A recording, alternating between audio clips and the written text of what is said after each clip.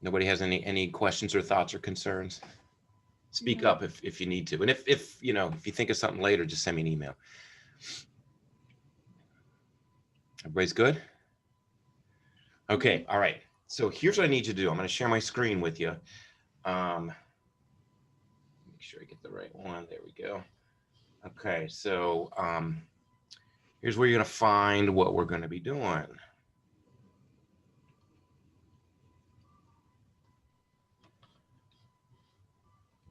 Okay, so on our classroom page, I go to classwork and then hit the civil rights assessment. Just bring up the PDF. Okay. Here's what I want to do. Since I've given you like 4 tests and we've never really had a chance to go over one, why don't we do one together? Okay, so we'll get through as much of this as possible today. It's not due until tomorrow at midnight. So here's what I would do if I were you. First of all, follow along. If you have any questions about anything, and you know, I don't understand that question, or can you reteach that to me? We can do that as we go along. Okay. But also, I would have something with you that, you know, to write down the answers or type the answers. Don't put them in the Google form yet, because I think the way the Google form works is if you decide that you know want to start that and fill out the answers, if we don't get all the way through and you have to like close it, you have to start over again. So you might as well just, you know, have a document up and start typing up the answers. Okay. We all right through procedures you. Okay. Are we all good? Okay. Let me full screen you guys here. How do I do that?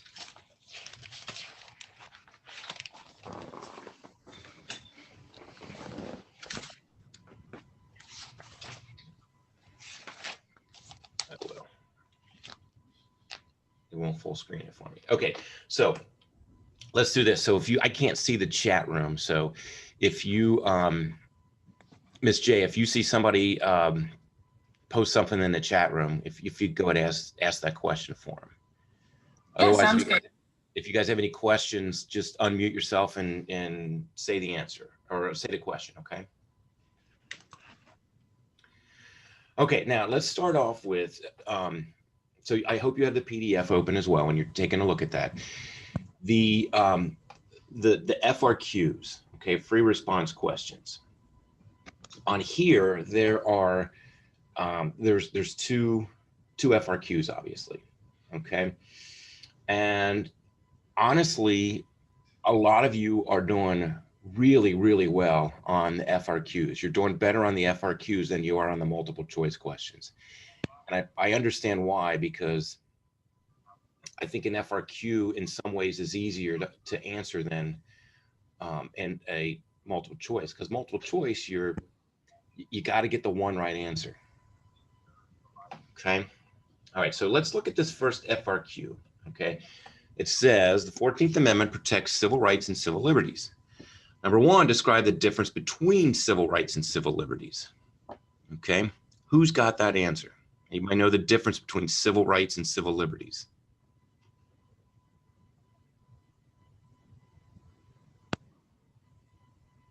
Who's got it? Go ahead.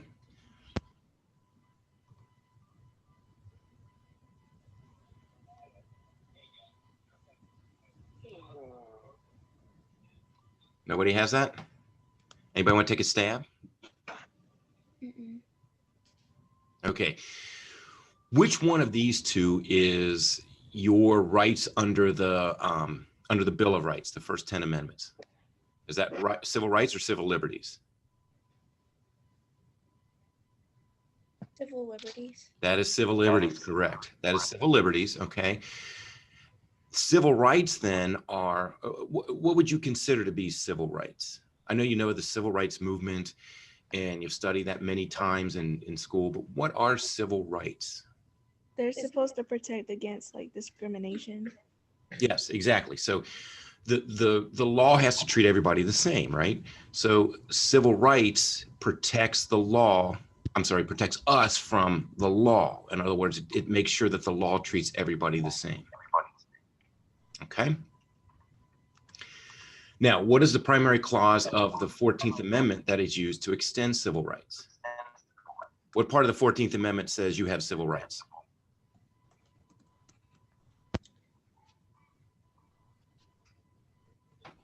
Is it the Establishment Clause? That's the First Amendment. Let me bring up the text of Wait, the 14th Amendment. Is it equal protection? Yes, it is equal protection. Okay. So here's what the 14th Amendment says. It says all persons born or naturalized in the United States are citizens, basically. No state shall make or enforce any law which shall abridge the privileges and immunities of citizens, nor shall any state deprive the person of life, liberty, or pursuit of property without due process of law. And here's the important part: nor deny to any person the equal jurisdiction of its laws. Okay. So equal protection is what that's called. That's in the Bill of Rights, and that's also in the 14th Amendment. Okay, so that's the part that's in there. So these questions, when they ask you these things, okay, it says describe. Usually when we have describe in there, that means that you need to show give some examples, okay? Identify in part B is just to state it, okay? Identify the primary clause of the 14th Amendment. And if you put, it's the due process clause that extends civil rights, you're good, okay? All right, C says describe a specific legislative action that extended civil rights to each of the following, okay? So it says A, which means one. And by the way, when you guys do these questions, you can put more than one. If it says, provide one or provide two, you can provide more than that. Some of you have done that, which is fine. As long as you get the right answer in there, that's good. Okay. Can anybody say anything or remember anything from your civil rights project, your research, which gave women specific civil rights? Women were given their right to vote and then also have equal job opportunities as men. Okay, excellent. So there was the 19th Amendment, which allowed women the right to vote. The Equal Pay Act, I think that was 1963, that said that men and women had to be paid the same, okay? For the same job, I should say. There's one more.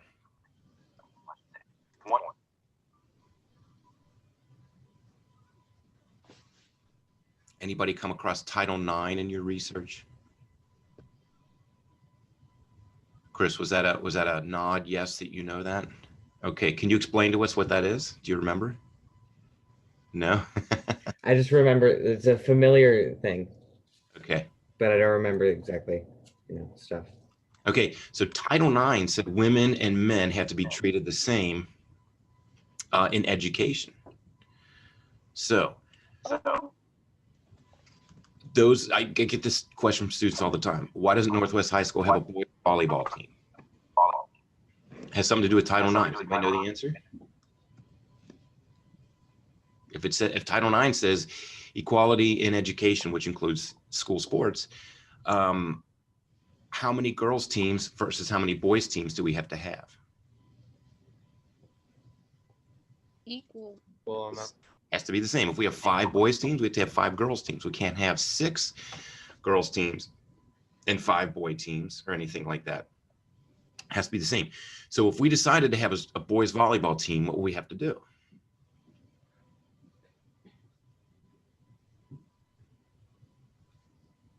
Take a wild guess. What would we have to do? We'd have a boys sport. Now what would we have to do? New girls sport. Have a girls sport. Yeah. So that's the reason why we don't have boys volleyball. Okay. So you could do Title IX in there as well. What about persons with disabilities?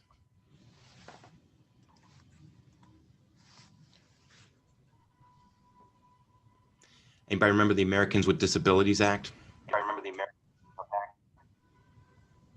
It was passed in the 90s.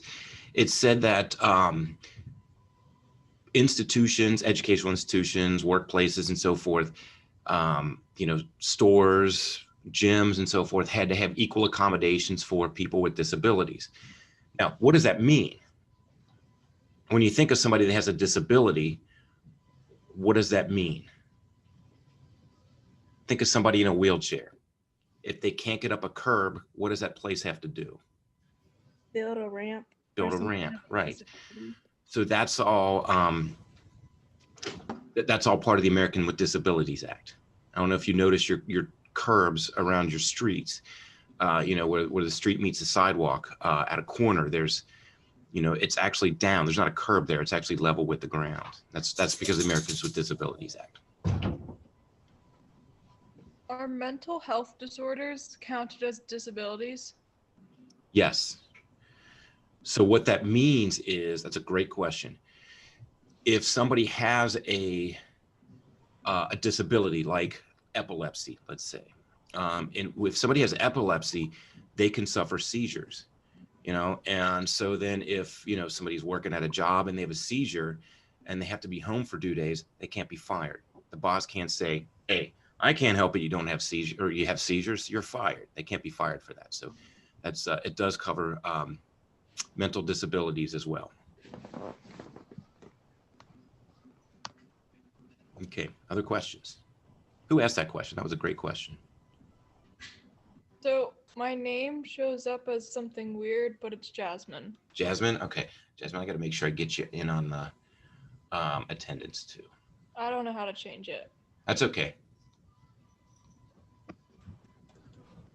All right, so the next one, identify the primary clause of the 14th Amendment that is used to extend civil liberties. Okay, that's not the Equal Protection Clause. What would that be?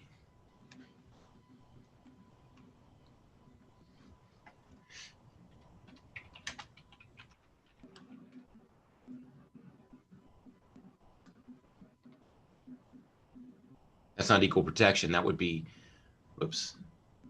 the Due Process Clause. Okay. And all that means is the government is supposed to treat people the same. Okay.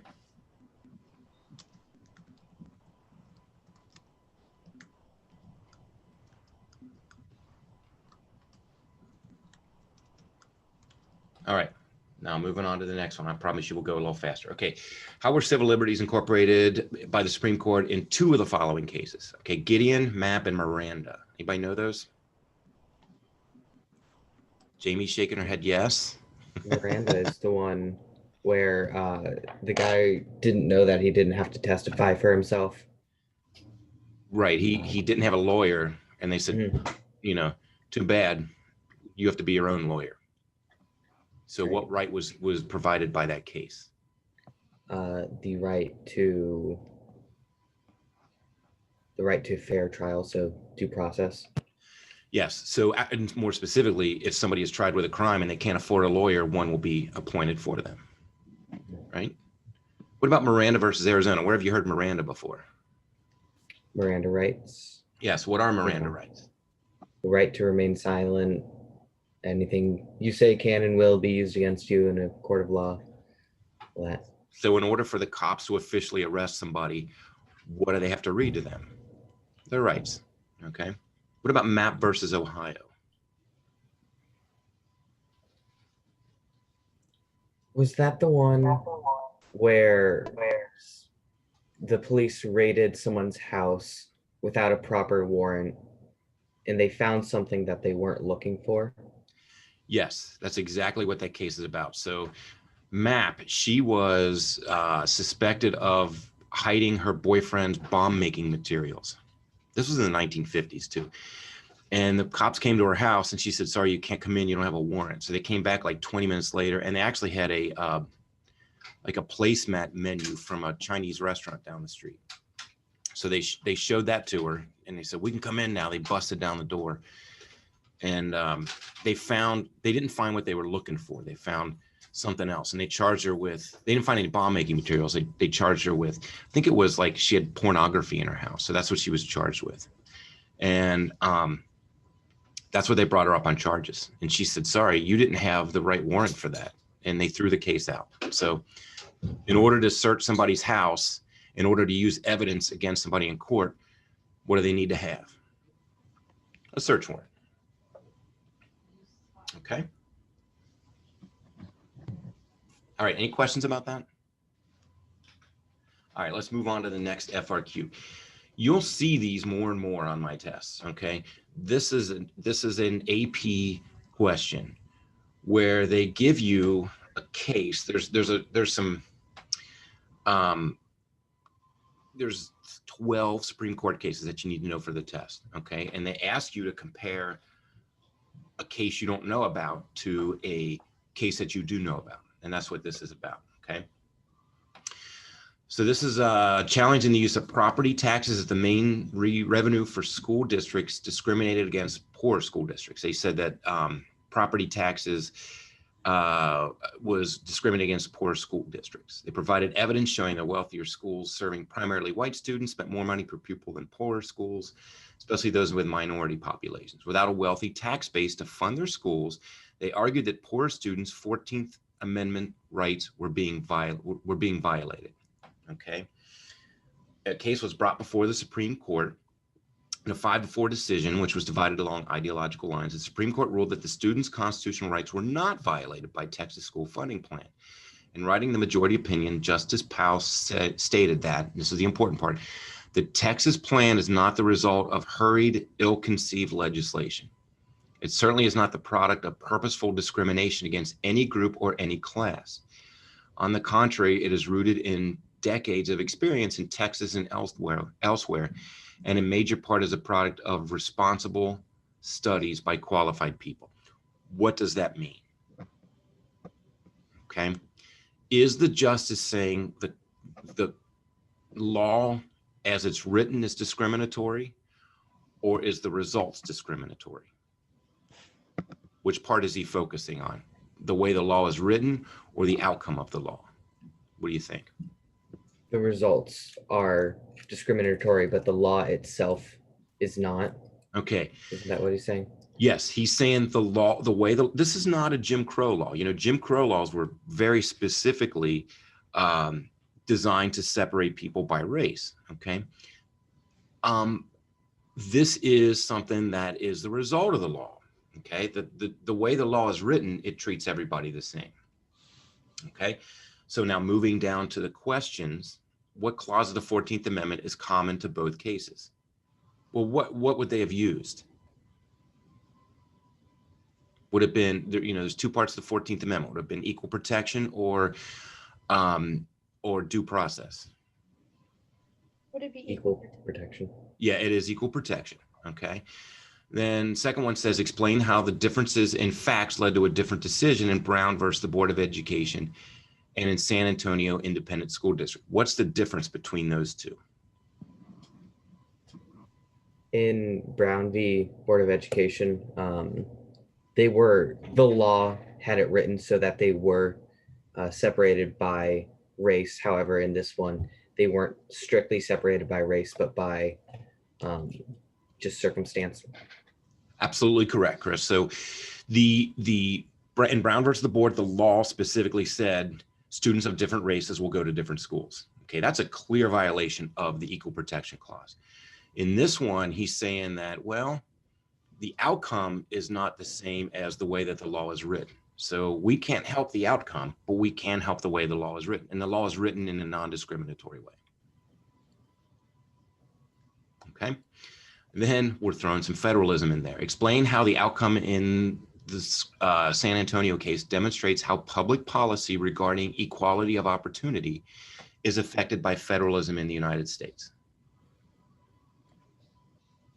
That's a tough question. What is the answer?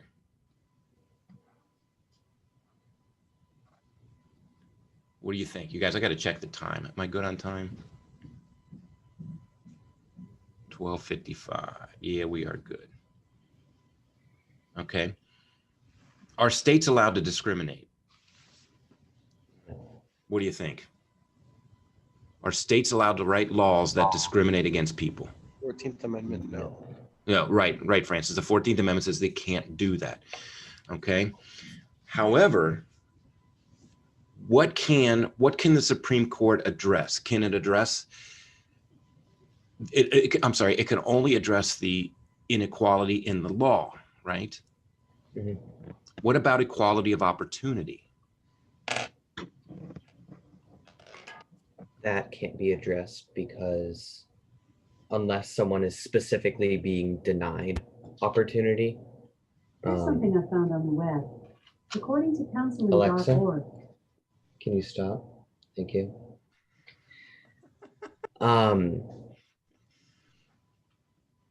Well, she interrupted me, so I kind of forgot what I was saying. So this is the old debate about, if the laws are written non-discriminatory, everybody kind of starts in the same place. But does that guarantee that everybody has the same opportunity? No, I think what Chris was trying to say is like, if the thing that's being, I guess, questioned isn't directly discriminating the person, that wouldn't count against the 14th Amendment, I think. Yes, you're right. You're right. So the Constitution says people have to be treated equally under the law. Does it say anything about everybody should have the same opportunity? No. No, it does not. Okay. So I would put that in your answers too. All right. Any questions? Very good. Those of you that participated, very good. Okay, let's go through some of the multiple choice questions.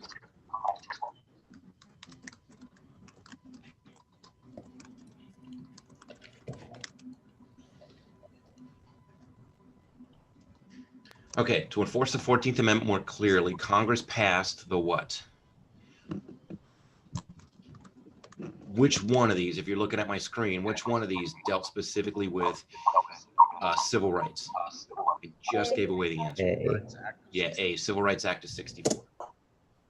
So again, I would just write down the answers and then put them in the Google form later. So 3 is A.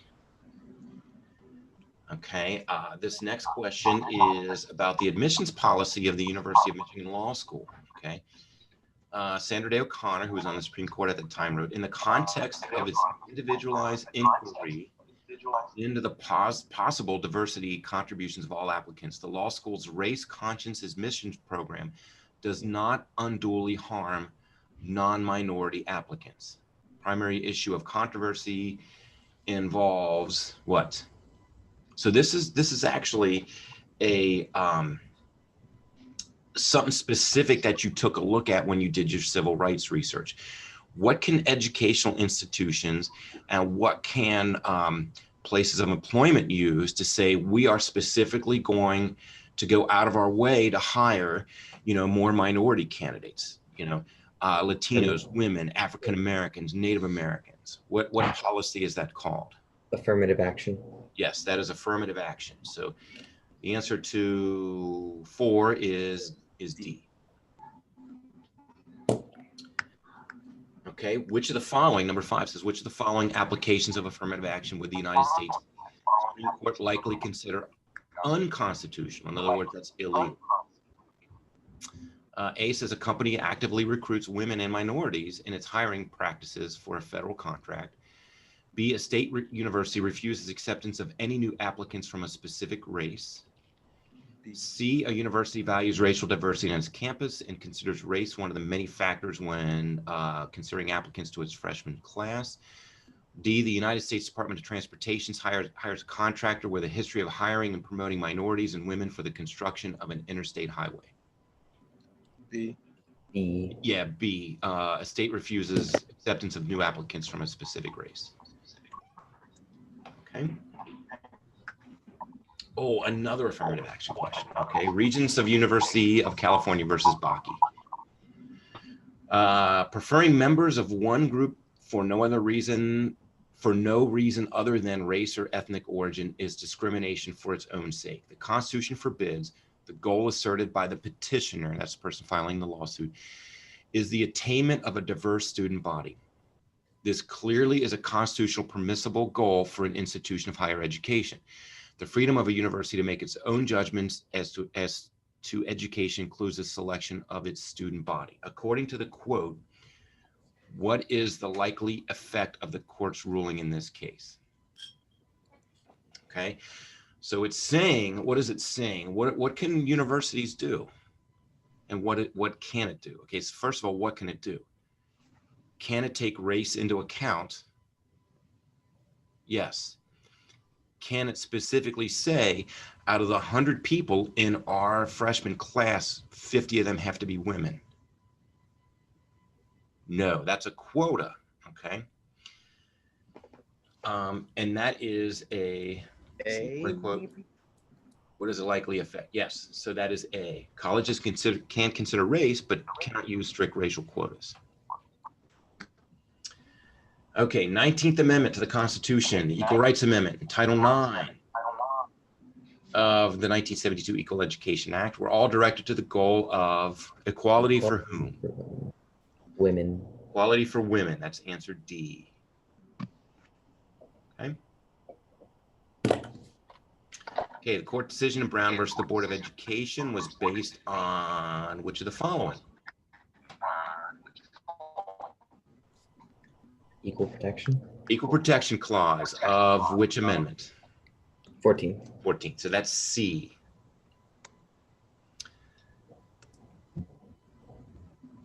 Okay. Boynton versus Virginia, 1960. The Supreme Court ruled that segregation at a bus stop restaurant was illegal based on the Interstate Commerce Act. Which of the following explains how this case is similar to Brown versus Board of Education?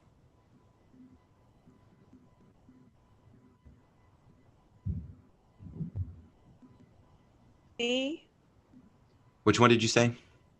B. D is correct. Both cases struck down local ordinances that prescribed segregation.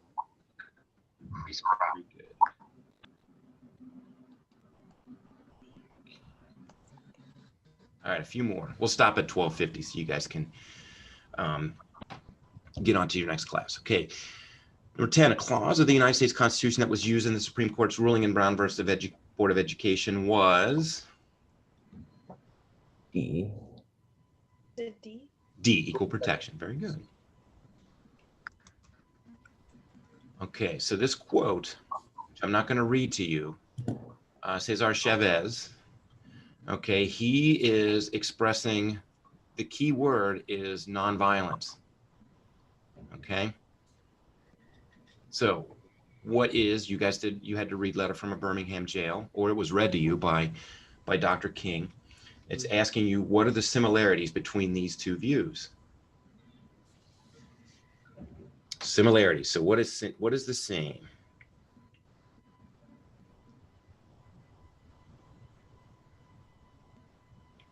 What was the key word?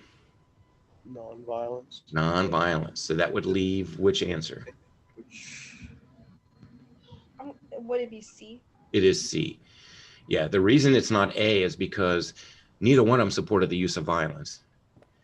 And unlike, you know, B is not the answer because Chavez did not support the use of violence. And D says they argued for the use of nonviolence after standards of equality had been met. Okay. They just want to use nonviolence to for their causes. So that's C. All right, what outlawed the Jim Crow laws?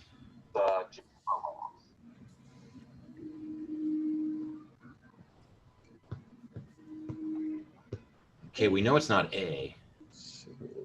And a march is not going to change any laws. It could put pressure on the government to change laws. Could be the 64 Civil Rights Act, could be a court decision, but which one is it? D. C. It is C. The 1964 Civil Rights Act was very specific. It said that segregation in public accommodations, so any place that served the public, was not allowed to practice any kind of segregation. Okay. All right, 13. Civil rights activists, such as those who campaigned for gay and lesbian equal rights and those who advocated for racial equality in the 1950s and 60s, often found the most effective way to secure these rights is, what do you think, mass demonstrations, lobbying of individual members of Congress, litigation in the courts, launching educational campaigns, or persuading presidents to issue executive orders. What is the most effective way to win rights? A. Yeah, is it A? A is a good choice. It's not the right choice though, because you can demonstrate, but just because you demonstrate, does that change a specific law? No. Yeah, that doesn't change a specific law. So we're looking for something that actually changed laws.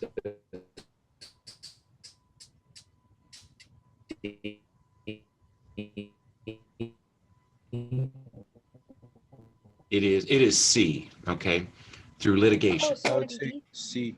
Yeah, through litigation in the courts, because Linda Brown's dad on Brown versus the Board of Education, she, her dad said, went right to court and got her in the school by the end of the school year. That's the most effective way to do that.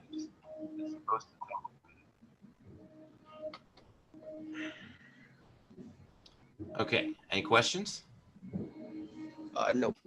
No, are we good? Okay. Now, you guys, tomorrow we're going to do something totally different. Miss J's going to talk to you guys about Congress, and then I've got an online activity for you guys to do. So if you guys want to hop off and head to your next class, unless you have a question, you can stick around and ask a question if you need to. All right. But it was nice seeing you all, and I want to say congratulations. This is the most students that I've had in my classes so far today. So congratulations. what was the San Antonio and Rodriguez case again? For number two. Number 2. Okay. That one was, let me look it up here.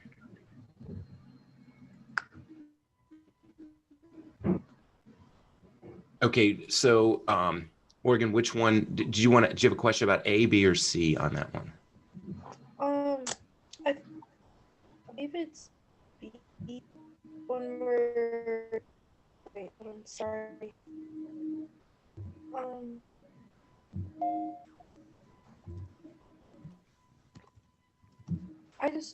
Just totally lost. Oh, it's B. Okay. B on the So Brown versus the Board of Education, the law specifically said that the way it was written, it specifically said, Black students and white students will go to separate schools. That's a clear violation of equal protection. And then in San Antonio, they said, well, sorry you live in a non-wealthy district, but the way the law was written treats everybody the same. Every school district is going to use property taxes to fund its schools. Okay, does that make sense? Yeah. Okay. Thank you. You're welcome.